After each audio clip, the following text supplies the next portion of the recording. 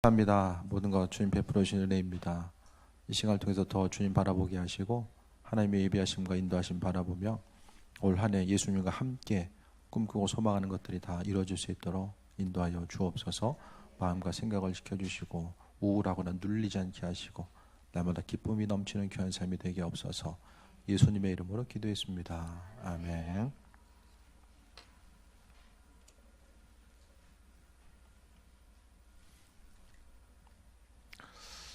그 영상에 대해서 제가 좀 보여드리는 거는 설교 말씀, 그러니까 성경을 각자 읽을 때에 오늘 봤던 좀 이미지들을 보게 되면 그것을 통해서 좀 성경의 내용들이 좀 낯선 것이 아니라 한 장면 한 장면이 좀 마음속에 있으면은 그 장면과 구약의 내용들을 좀 봤을 때에 좀 연관지어서 보다 보면 좀 친근감 있게 잘 좀 이해될 수 있지 않을까. 그래서 이제 서두에 좀 이런 좀 그림들을 좀 보여드리는 거예요. 오늘 소돔과 고모라의 심판에 대해서 나오게 되는데 하나님 말씀, 하나님께서 소돔과 고모라에 대한 심판을 말씀하셨을 때에 각자의 이제 반응들을 좀 볼 수 있게 됩니다. 소돔과 고모라 하면은 지금으로 이야기하면 사해 근처로서 이제 보게 되는데 이게 뭔지 아세요? 동아일보 1981년 8월 24일 날에 신문 기사가 나왔어요. 뭐냐면은 소돔과 고모라의 내용이 이제 이게 발굴이 됐다라는 것을 지금 이야기하고 있어요. 그러니까 옛날에는 다 땅으로 이제 손으로 파봐야지 알았잖아요. 그런데 기술이 발달되면서 조금씩 이제 고고학적인 발견들이 나타나게 됩니다. 그래서 소돔과 고모라가 이제 미국 탐사팀에 의해서 이제 불에 탔다는 소돔과 고모라의 이제 흔적 발견해가지고 뭐 이렇게 여러 가지 이제 기록들이 나오게 되는데 소돔과 고모라 했을 때에 이제 창세기의 연대 수를 보게 되면은 여기는 아마 주전 2000년 정도 보게 되거든요. 그런 기록들, 우리나라가 최초의 나라가 어디죠? 우리나라 이름, 우리나라 최초의 나라 이름. 우리 한국사 공부하고 있는. 끝났어 시험? 그렇구나. 시험 끝나면 모르는 거예요? 최초의 나라가 어디예요? 고조선이에요. 고조선. 고조선이 언젠가? 주전 7세기부터 해가지고 주전 한 100 몇 년도까지 이제 존속되거든요.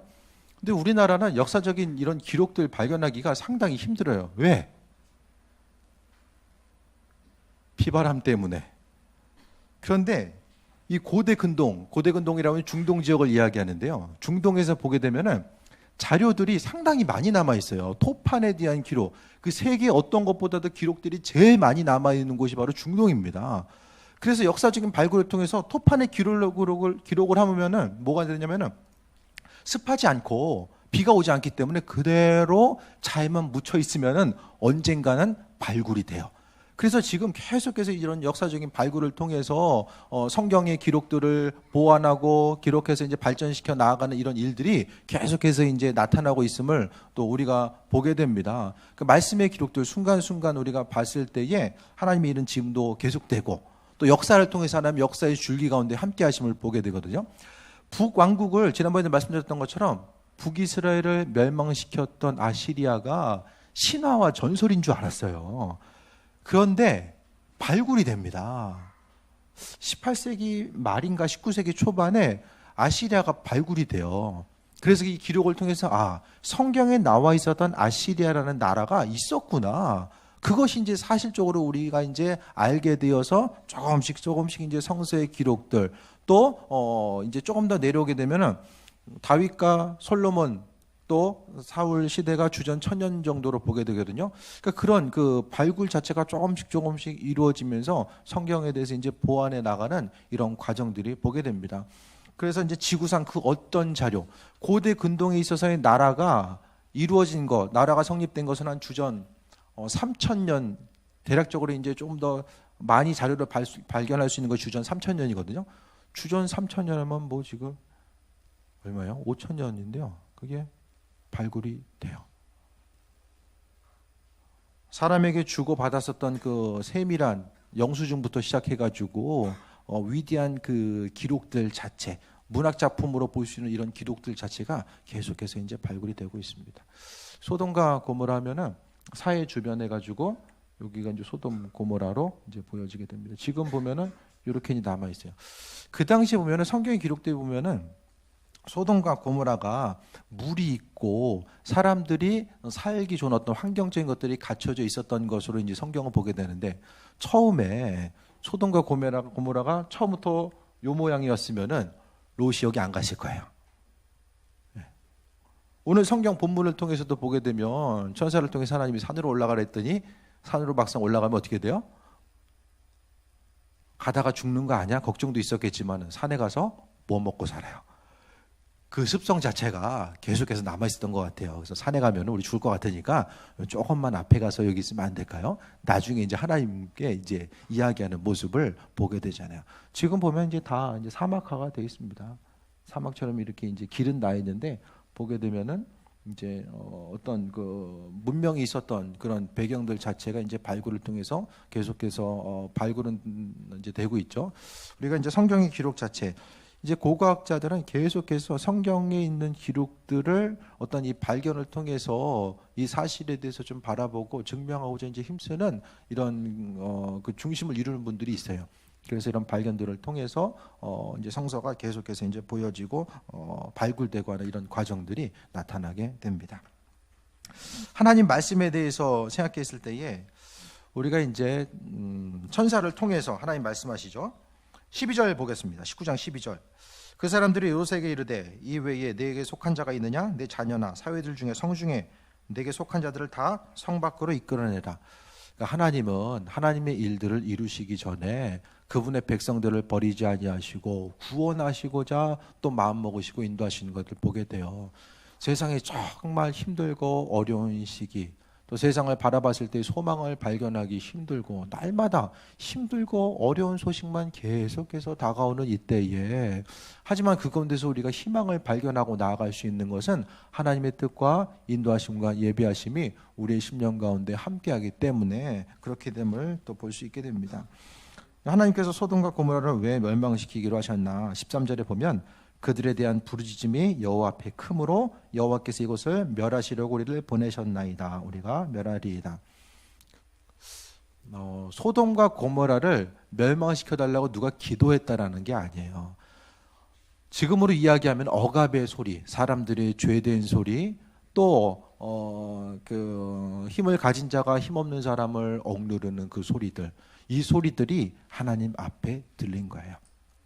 지금 이 시대도 보게 되면은 힘들고 어려운, 또 정말로 법과 체계와 그 질서 가운데서 법을 지키고 또 사람들의 온정이 살아있어서 서로 협력하고 나누는 시기보다는 서로 경쟁해야 되고, 또 그 사람과의 경쟁에서 내가 승리하지 못하면 또 나도 눌릴 수밖에 없는 하루하루가 이런 절박한 상황을 살아가고 있는 이때에, 하지만 하나님께서는 우리 음성에 대해서 듣고 계시고 우리의 사정과 형편을 다 알고 계신다는 사실을 보게 됩니다.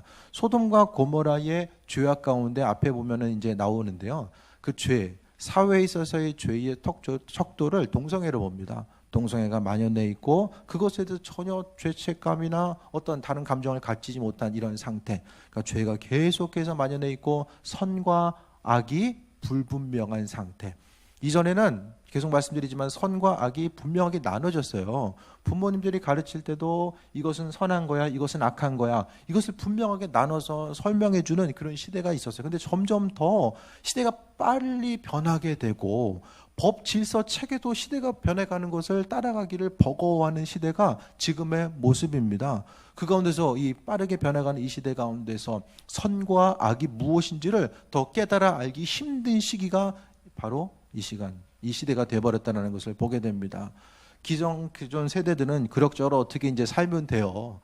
그런데 문제는 나머지 세대들, 우리의 후 세대들이 살아갈 이 나라에 대해서 우리가 생각해 봤을 때에 정말로 하나님의 뜻과 인도하심, 그분의 공의가 무너지게 되면 우리가 정말 힘들고 어려운 환경을 넘겨줄 수밖에 없다라는 것에 대해서 보게 됩니다. 급하지 않아요. 천사를 통해서 망한다 라는 사실을 하나님께서 말씀해 주셨어요. 그랬을 때 롯이 나가서 그 딸들과 결혼할 사위, 아직 결혼 안 했나 봐요. 그들에게 말해서 이르기를 여호와께서 이 성을 멸하실 터이니 너희는 일어나 이곳에서 떠나라 하되라고 했을 때에 이게 핵심 구절이에요. 사위들이 뭐라고 여겼어요?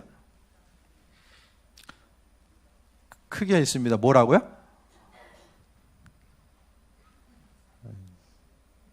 같이 읽겠습니다. 우리 14절 같이 읽겠습니다. 시작.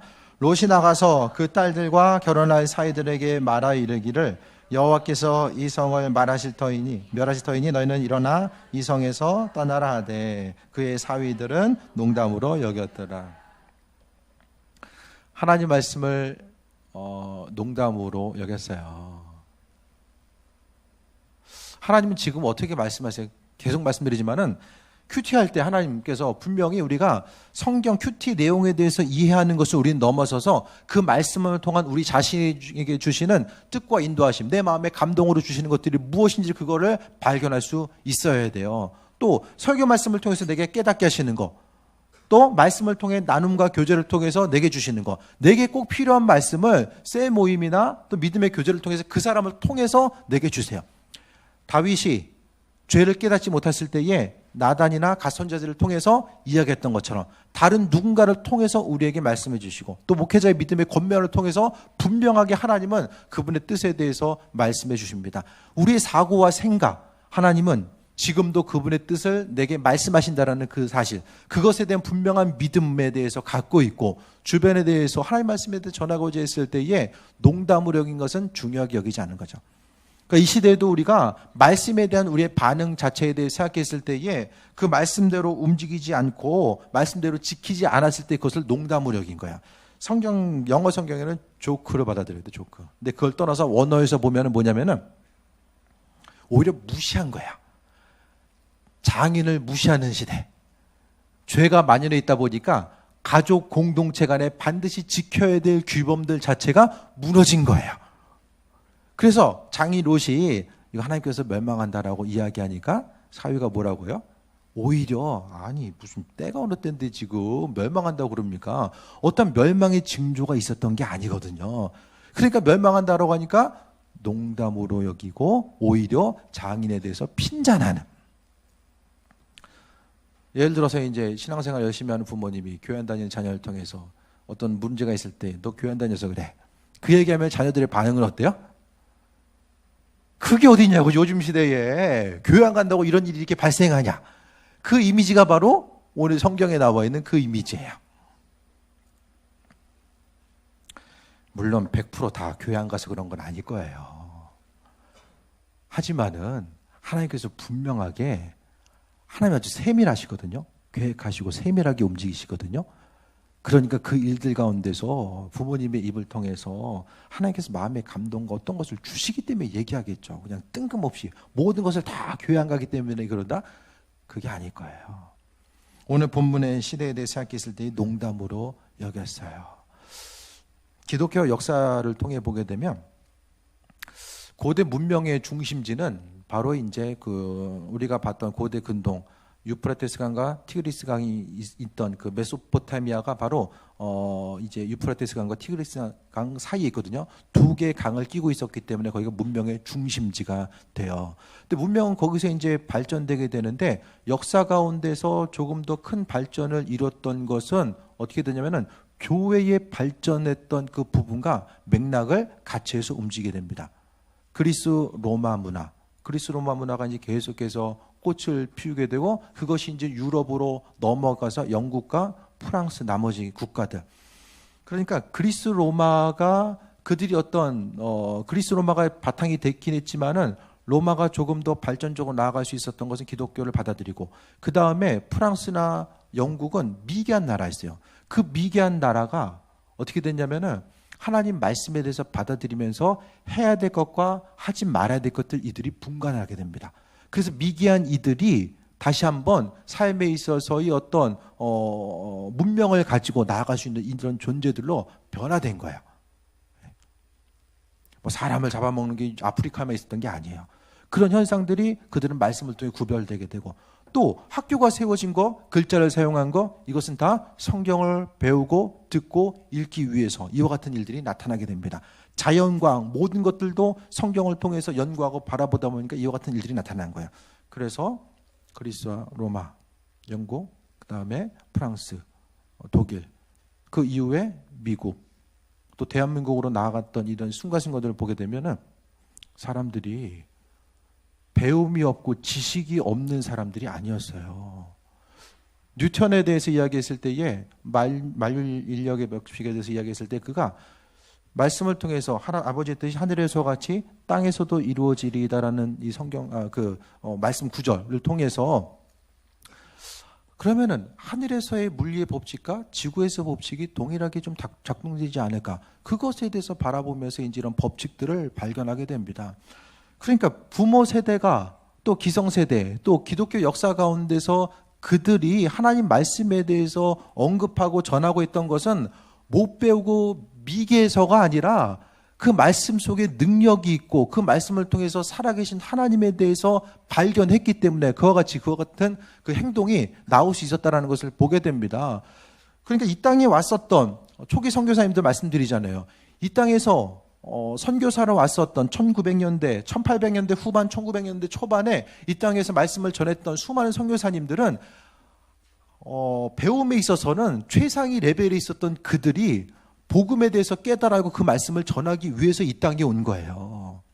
이성적인 부분과 말씀의 부분이 부딪혀가지고 그 부분이 아니라 충분히 이성적인 사고와 행동과 그 중심이 있었지만은 그들은 그것을 통해서 하나님 말씀을 더욱더 깊이 깨달아 알고 말씀이 본질이구나 또 그것을 통해서 하나님의 뜻과 인도하심이 무엇인지를 발견해 나간 거예요.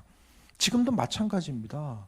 학문에 대해서 점점 더 연구하면 연구할수록 창조주가 아니면은 행할 수 없는 일들과 법칙과 방법들 그런 것들에 대해서 바라보다 보니까 하나님의 존재를 발견하고 인정할 수밖에 없는 상황들.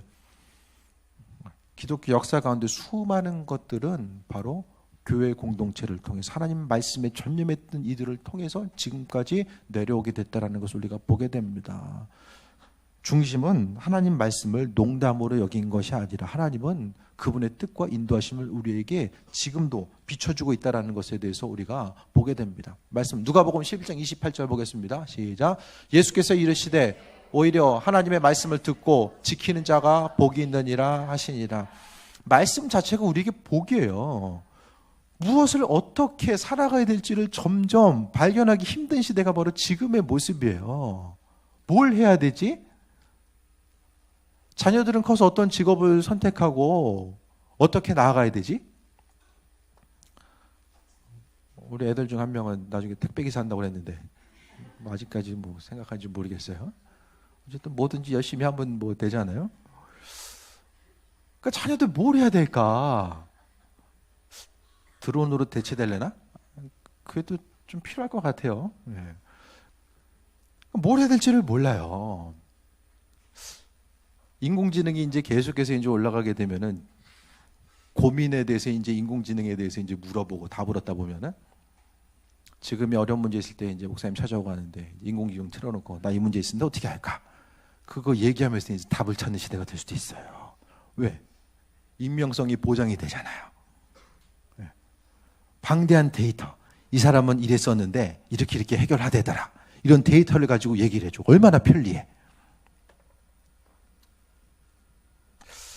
중요한 것은 하나님 말씀이 복이에요.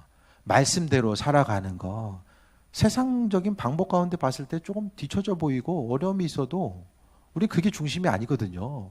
하나님 말씀에 대해서 귀하게 여기는 거 농담으로 여기고 아유 이게 뭐 이게 참 이거 하나님 말씀 고리타분한 얘기 그게 아니라 인류 역사상 성경만큼 많이 연구된 책이 없어요. 옛날부터 지금까지 계속해서 성경을 연구하고 있고 어떤 게 맞을까? 계속해서 수많은 성경을 바라보는 수많은 방법론들이 있고 그것은 계속해서 발전하고 있어요. 이런 방법, 이런 방법. 성경에 대해서 연구하는 수많은 방법들이 있어요. 왜 연구해요? 그만큼 가치가 있으니까. 그 말씀을 통해서 우리가 살아가는 과정 가운데서 아니 이렇게 오래된 말씀이 지금 우리에게 있어서 어떤 의미성이 있을까? 성경은 아주 세밀하고 아주 치밀하고 하나님의 계획과 인도하심이 담겨져 있어요. 한 구절 한 구절, 한 단어마다 그냥 보면은 그냥 있구나, 그게 아니에요. 하나님의 예비하심이 분명하게 담겨져 있어요.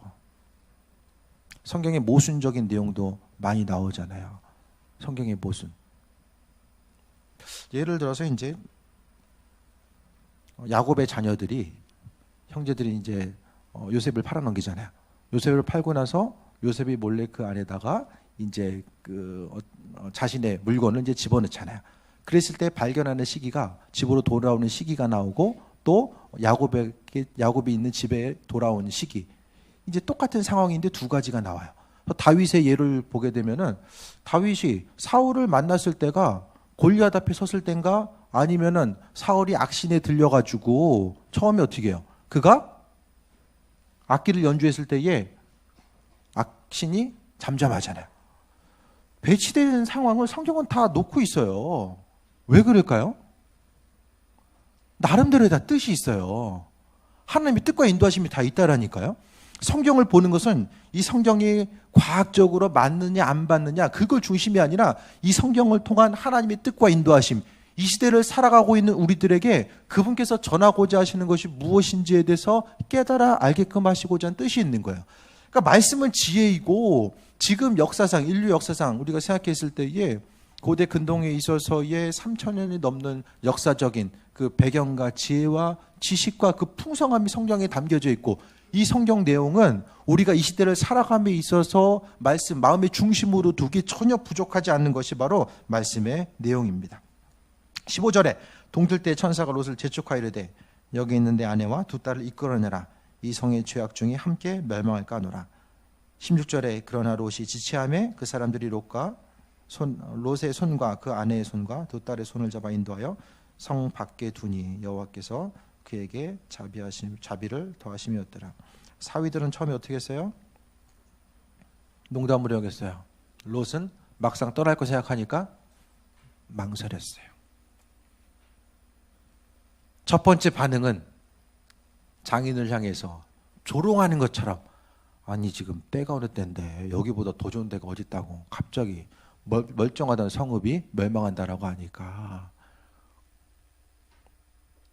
장인이 문제가 있구나, 제정신이 아니구나, 그렇게 생각한 거예요.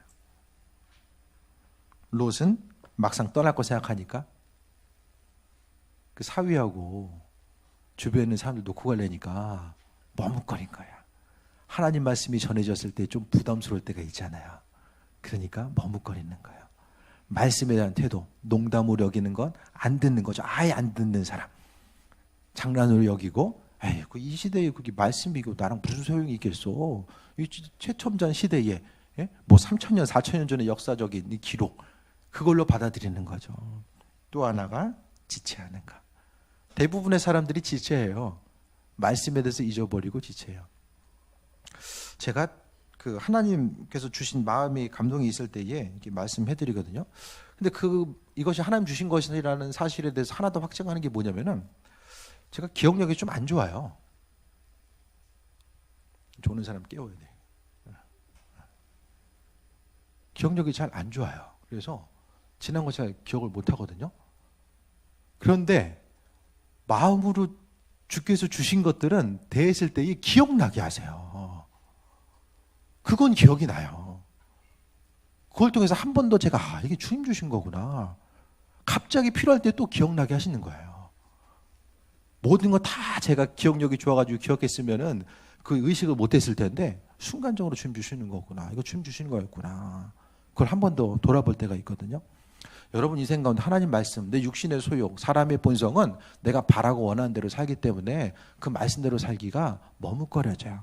미도의 겉면을 들어도 그것에 대해 생각하는 것을 잊어버리고 눈에 보이는 상황 때문에 몸은 머뭇거려요. 오죽 급했으면은 사람들이 손을 잡아가지고 끌어내잖아요. 하나님 급하시면 또 이렇게 일하세요. 움직일 수밖에 없고 행할 수밖에 없는 상황을 하나님께서 우리가 믿음으로 순종하지 않았을 때는 또 그렇게 만들어가는 과정들도 보게 됩니다. 또 26절에 보면 롯의 아내는 뒤를 돌아보다가 또 소금 기둥됩니다. 뒤를 돌아봤다는 건 뭐 나갔는데 여전히 믿음으로 순종해 나가다가도 뒤 돌아보는 거야. 그러니까 소금 기둥돼요. 이것이 말씀에 대한 자세예요. 성경은 좋은 밭을 이야기하고 있잖아요. 시편 119편 50절 보겠습니다. 시작. 이 말씀은 나의 고난 중에 위로라. 주의 말씀이 나를 살리셨기 때문이니이다. 하나님 말씀이 고난 중에 위로고 우리의 삶에 있어서의 힘과 능력이 바로 하나님 말씀이라는 것에 대해서 보게 됩니다. 한 구절 더 봅니다. 주의 말씀은 내 발의 등이요 내 길의 빛이니이다. 하나님 말씀을 통해 우리의 삶의 여정 가운데 살아있어요. 그것에 대해서 수많은 사람들이 믿고 경험하고 그리스도 예수를 주님으로서 고백하고 왔기 때문에 우리가 이 자리에 모여서 예배할 수 있는 거예요. 우리가 지식이 부족하고 뭐 이성적인 분별력이 없기 때문에 지금 여호와 하나님 그분에 대해서 바라보고 그리스도 예수를 이야기하는 게 결코 아니라는 거예요. 우리의 인생 가운데 하나님은 지금까지 그분의 살아계심을 조금씩 우리에게 비춰주셨어요. 그 비춰주심이 아니었으면 우리는 이 자리에 있을 수가 없어요. 순간순간마다 하나님은 말씀하시고 인도하시고 함께 하시는데 그 말씀에 대한 우리의 반응, 그 자세는 어떻습니까? 말씀에 대한 반응은 바로 하나님에 대한 우리의 자세를 이야기하게 돼요. 농담으로 여기고 아유 뭐 그런 일이 있겠어? 말씀을 그런 것 같은데 막상 하려니까 말씀보다 더 중요하고 가치 있는 것들이 있으니까 머뭇거리는 거예요. 또 믿음으로 반응하고 행동했다가도 뒤를 돌아보는 거예요. 하나님 말씀은 우리의 인생을 이끌고도 남음이 있는 그 풍성함이 그분의 인도하심 가운데 있습니다. 성경 말씀은 역사를 통해서 하나님의 백성들을 어떻게 인도하시고 함께 하셨는지를 계속해서 우리가 돌아보게 되고 믿음으로 바로 섰던 그 민족들을 하나님께서 세워주시고 인도하시고 함께 하셔서 온 것, 이것이 세계 인류의 역사이고 또 우리 나라의 역사이고 또 하나님의 인도하심을 바라봐야 될 미래를 향해서 달려가야 될 우리의 중심이 거기에 있습니다. 고리타분한 옛날 이야기가 아니라 하나님은 말씀 가운데 지금도 살아 역사하셔서 우리의 삶의 여정 가운데 힘과 능력으로 이끌고 계심을 기억하며 올 한 해를 계획하고 나아가는 데 있어서 이건 힘들겠지, 이건 어려울 거야, 이건 못할 거야, 이건 내 능력 밖이야, 그게 아니라 주님께서 원하시면 내가 행할 수 있고 그분께서 내 삶을 통해서 이루신다라는 분명한 목표를 가지고 나아갔을 때에 우리의 인생이 그저 그런 삶이 아니라 하나님 손에 붙들린 존재한 삶이 될 수 있음을 다시 한번 돌아보는 귀한 삶이 되시길 축원드립니다. 기도하겠습니다. 하나님 감사합니다. 말씀을 통해서 우리의 삶의 여정 가운데 날마다 함께 하시고 은혜로 베푸시니 감사합니다. 우린 할 수 없지만 그래도 낙심하지 아니할 수 있는 것은 주님의 전능하신 손길이 우리와 함께하기 때문입니다. 아버지 하나님 순간순간 더 개입하시고 인도하시고 함께 하셔서 주님의 뜻을 우리의 삶을 통해서 이루시옵소서. 말씀을 하나님의 소중한 것들로 마음판에 새기고 믿음으로 순종하고 반응하길 원합니다. 하나님 말씀 그저 그런 것으로 잊어버리지 않게 하시고 말씀 때문에 승리하게 하시고 하나님께서 말씀을 통해서 우리에게 행하시고자 하는 뜻이 있는 줄 믿사오니 하나님의 말씀을 하나님으로 대하고 또 그것을 통해서 우리가 세임하고 승리하는 삶이 되게 하옵소서. 예수님의 이름으로 기도했습니다. 아멘.